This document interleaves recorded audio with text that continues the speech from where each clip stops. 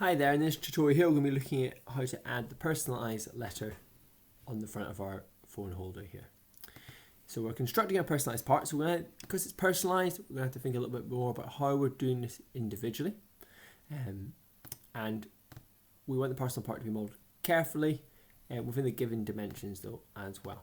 So it's going to have a maximum height of 60, maximum width of 50 across there, and maximum depth of 10 millimeters there as well. And this should hopefully resemble the design you've already started, either drawing your isometric phone holder or what you had planned for the workshop. So we're going to head into Tinkercad, and there's an example of what I'm aiming to make. But what we're going to do is you want to have opened up your existing phone holder base with the stand, the back assembled to it there as well. To start with, I'm going to grab the round roof tool, and you're going to have to really think about how you're going to construct your design on the front. Yes, you can get text and numbers here, but that's not what we're looking for in this here. We're looking for you to create, if it's a letter, we want you to create that using different shapes there as well. Or if you're creating our model, we want you to create that part. It's not just simply adding a pre-existing shape from Tinkercad. So try to use the basic shapes to do this. So, as I said, I'm going to use the round roof tool here. I'm going to make that 50 wide. As I said, that's a maximum width. We'll make that 10 deep there as well. And for me, I'm going to make this here 15. And you'll probably have to play around a bit and see what works for you. I've done this one before, just so I could show the example nice and quickly. And I'm going to rotate that round. So you think, how can shapes be used in different ways when they've been rotated around? Okay, so that's going to form a nice bottom of my J there.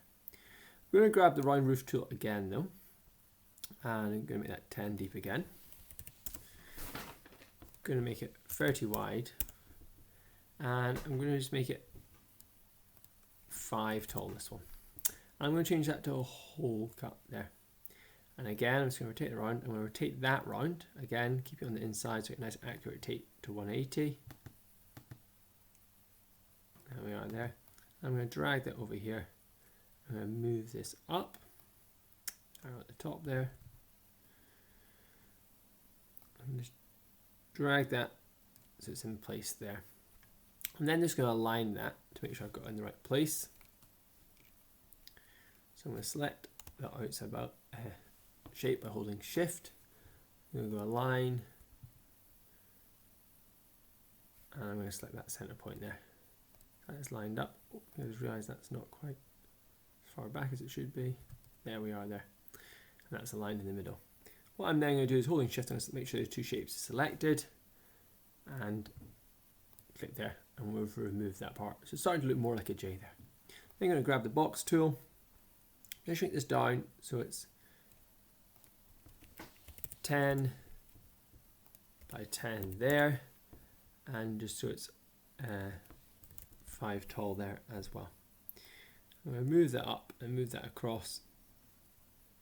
I'm going to place this on top here to give that little end of the J. And I'm just going to leave that position there at the moment. I'm going to grab another box there as well. Again, I'm going to make this 10 by 10. Remember I said when we're in the workshop, we really don't want to go below 10 millimeters thickness because it's starting to get quite fragile, the MDF we're working it with. So try to keep your things 10 deep. It would be a good way to think about how you're going to produce it in the workshop. I'm going to make that 45 tall. I'm going to drag this across, line it up with that other side there, and I can move that up there as well. There we are, so it's sitting there as well. That all looks good so far. And I'm going to grab one last box and I'm going to add that in. So it's going to go 50 across again. It's going to be 10 deep and it's going to be 10 tall there. So shrink that down, I'll just type in the number there. And drag that back into position so it's lined up. There we are, and I can drag that up using the arrow. That's a bit taller than I would like it actually, so I'm just going to bring that down. So kind of position I want it there. So that'll be within the 16 because we've got a 45 millimeter long bit here. We've got a 15 millimeters down here. So there's my J. It's not been grouped yet, so I'm just going to click and select all that there. I'm going to group that there. I'm going to change the colour to be blue there as well. Now I'm going to position that in front of my phone holder.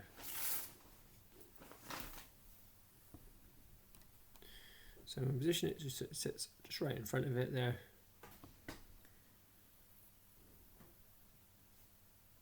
There we are there. And then what I'm going to do is I'm going to use hold shift to select the main part of the phone holder. I'm going to use the align tool. I'm just going to center align those there. And finally, with them both still selected, I'm going to group them. Now, you see it's all gone blue, and that's not what we're really looking for. It doesn't really look like our phone holder will. So we can hit solid, and we can hit multicolored. And that allows you to keep the different colors you've assigned. So as long as you assign the colors before you group your shapes to the color you want, you can then click that multicolored, and that will keep those individual shapes. So that will be really useful if you're creating designs which have maybe got a few colors involved in them. So that is our phone holder created. What you can do up here is you can rename that. I'll rename that phone holder, and that means that I'll be able to see that then within your other files. And we'd also like you to take a screenshot of that.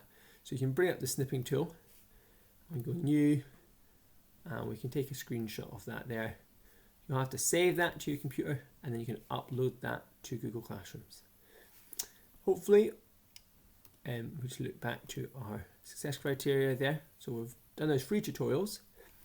You should have been demonstrated combining the shapes accurately to create a model in Tinkercad there, and also constructing a personalized part there. And that's a really challenging part. You have had to think about how you've created your letter, or how you could create your letter or your design on the front there.